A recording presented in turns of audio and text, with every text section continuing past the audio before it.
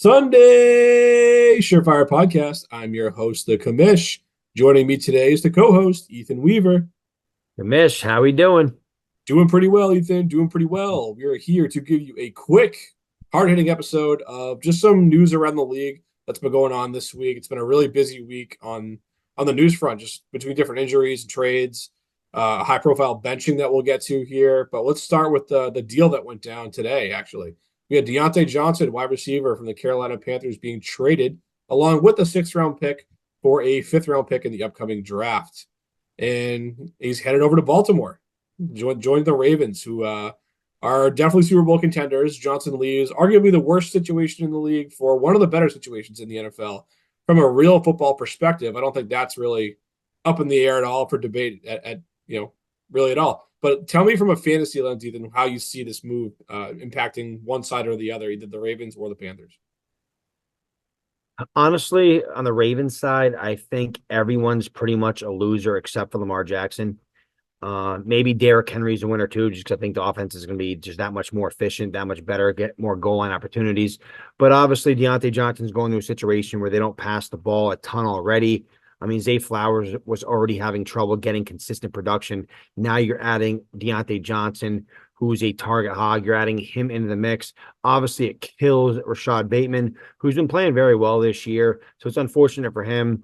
But I understand why the Ravens did it. Nelson Aguilar was their wide receiver 3. Now I think the Ravens, coming off a tough loss to Cleveland, I mean, this Super Bowl window is going to only be there for so long. So I think for the price they paid, obviously Dionte Johnson comes with a contract, but in terms of draft capital, obviously very little to pay for Dionte Johnson. So I think I think Dionte Johnson's a loser.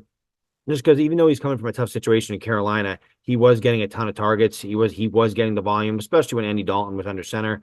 Looking at the Carolina Panthers, obviously Xavier Legette, I mean Coker, those kind of guys, they have to be winners just because they're all moving up in the depth chart. I think we're gonna have to see a lot of Legette as the wide receiver 1 over there. Hopefully we can see him develop and get better and better week to week this year, because obviously Carolina's focused on their young talent and trying to get better. But overall, it's I think more losers than winners in this trade.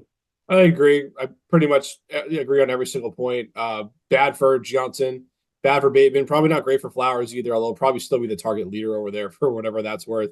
And then on the Carolina side, the young kids, obviously, they're in rebuild mode and all that, but they're also still trying to develop Bryce Young as well. So as Coker and Leggett will definitely be out there, but you're forgetting the old guy in the room. Oh, Thielen, baby. Forgetting the old guy and Adam Thielen, who's about our age. I think he's right between our age, actually, our ages. But he'll be back at some point this season. He's been practicing on a limited basis. And there were times just a season ago when he was catching balls from Bryce Young where he was very fantasy viable in the first 10 or so weeks of the year. So I think he's a guy that if people forgot about, he might be on your waiver wires in your league. I think he's at least worth a bench stash to see if he can give you something here, a little something at least down the stretch in redraft leagues.